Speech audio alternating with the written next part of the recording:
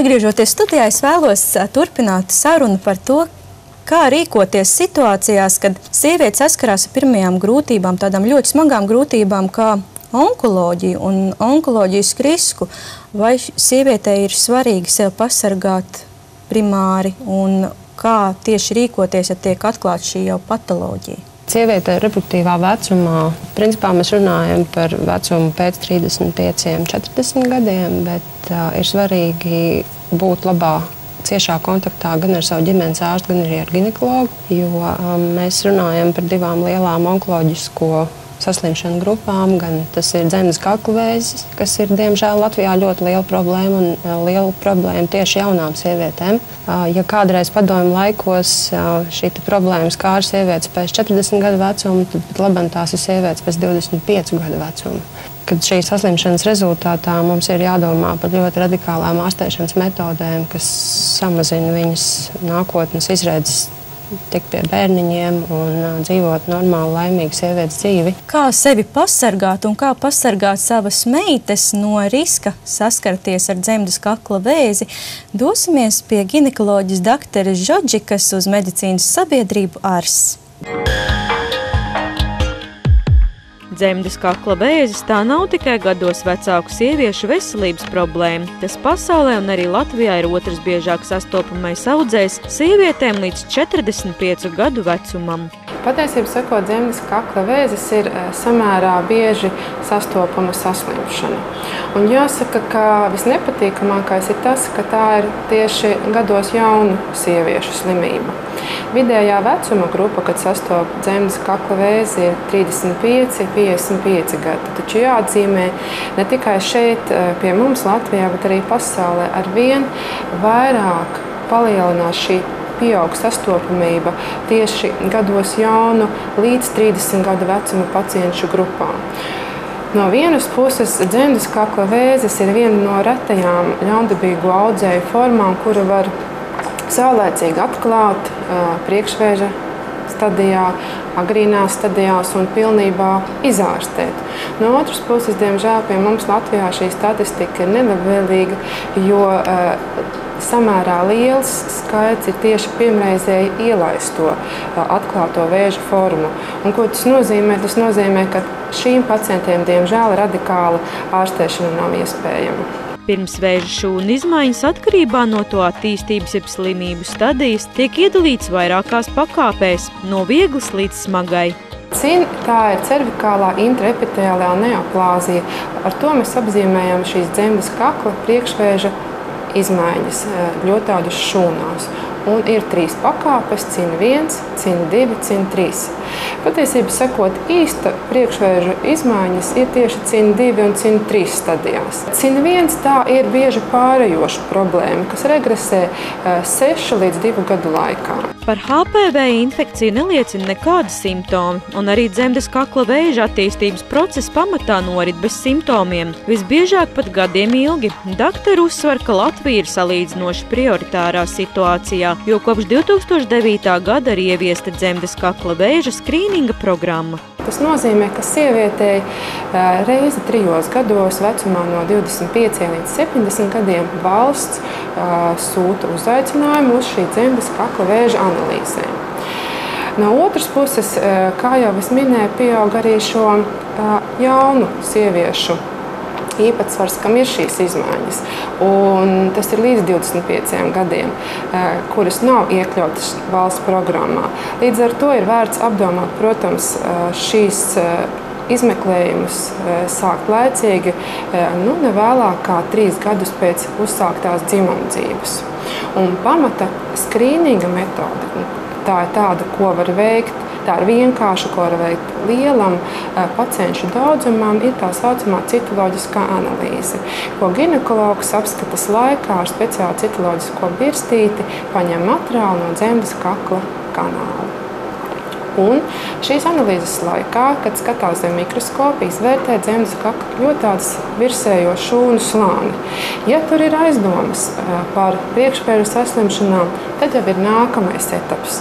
Tā ir kolposkopija un kolposkopijas kontrolā veikta biopsija, jo, lai uzstādītu tieša diagnoze, vai tā ir priekšvēža izmaiņas, vai vēža izmaiņas, vai norma, ir vajadzīga šī dziļākā audu analīze. To mēs saucam par biopsiju, tad šo audu paraugu sūta uz histoloģisko izmeklējumu. Ir ļoti būtiski pareizi paņemt šo biopsiju. Un mūsdienās tikai un vienīgi kolposkopijas kontrolē tā ir jāveic.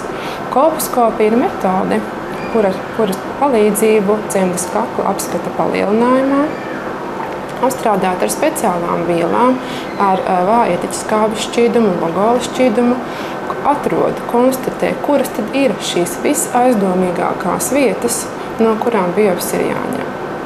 Tad, ja laboratorija apstiprinās histoloģiski CIN2 vai CIN3, vai arī izteiktākas izmaiņas, sako ārstēšana.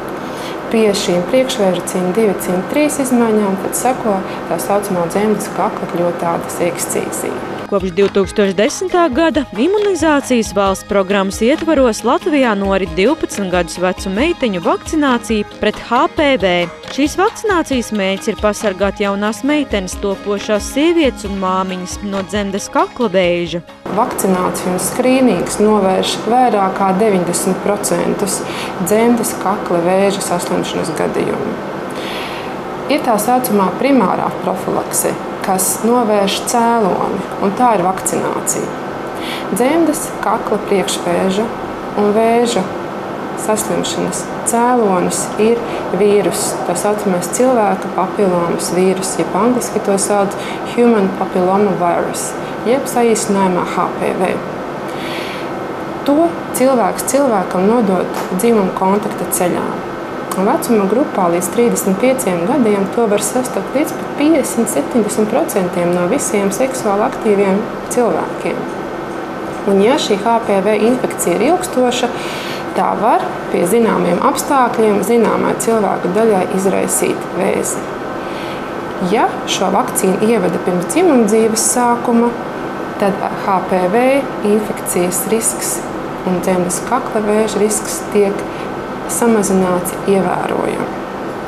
Otra ir šī sekundārā profilakse, kas novērš slimības attīstību agrīnā stadijā vai priekšvēža stadijā veicot ārstēšanu. Un šī sekundārā profilakse ir dzemdes kakla citoloģiskā analīze.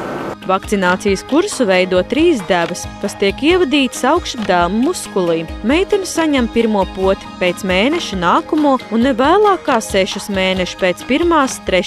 HPV vakcināciju var veikt jebkurā vecumā, taču visefektīvāk to darīt tad, pirms meitene ir sākusi dzīvot dzimuma dzīvi.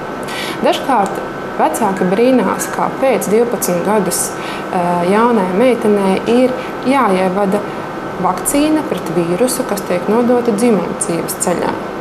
Tas ir tāpēc, ka vidējais dzimumdzīves uzsākšanas vecums ne tikai Latvijā, bet arī Eiropā ir 16 gadi. Ja, tad no 12 līdz 15 gadiem šo vakcināciju vajadzētu veikt visām meitenēm. Bet jāsaka, ka otra mērķa grupa ir visas sievietes līdz 25 gadu vecumam, jo tad šī dzimumdzīve ir ļoti aktīva un arī imunitāte ir augstā līmenī. Līdz ar to organismu reakcija ir daudz labāka. Bet vakcinēties, kā jau es teicu, var jebkurā vecumā. Ir pienācis laiks mūsu raidījumā, kad skatītāji var uzdot jautājumus mūsu ekspertam. Man radās tāds jautājums, vai ir kaut kādi tādi konkrēti likumi vai ārstu zvērsti arī ginekologiem par to, ka nedrīkst atklāt, pat nezinu, mammai nedrīkst atklāt informāciju, ko viņš zina.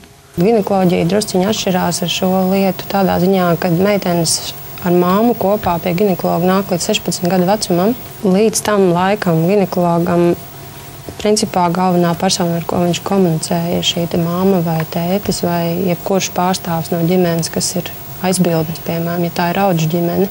Bet sākot no šī 16 gadu vecuma, ārsts komunicē tikai ar konkrēto cilvēku, šajā gadījumā ar meiteni, un arī risina šos te jautājumus. Protams, ja mēs atkal nerunājam par ekstrēmām situācijām, mēs runājam par pavisam ikdienišķām banālām ginekoloģiskām infekcijām vai grūtniecību, piemēram, kas iestājās pēc 16 gadu vecuma. Jā, principā doktorim nav tiesības paust par citu personu pēc šī 16 gadu vecuma nekādu informāciju. Šis ir ietverts zvērstā, ko ārsts katrs personīgi nodod, pabeidzot universitāti. Un raidījuma noslēgumā vēlos jums pateikt paldies, un arī mūsu informatīvais partneris Medicīnas žurnāls 36,6 dāvājot tev 3 mēnešu abonementu, lai tu jau tagad varētu interesēties un uzzināt kāds jautājums, kas skar tavu veselību un skaistumu. Lūdzu!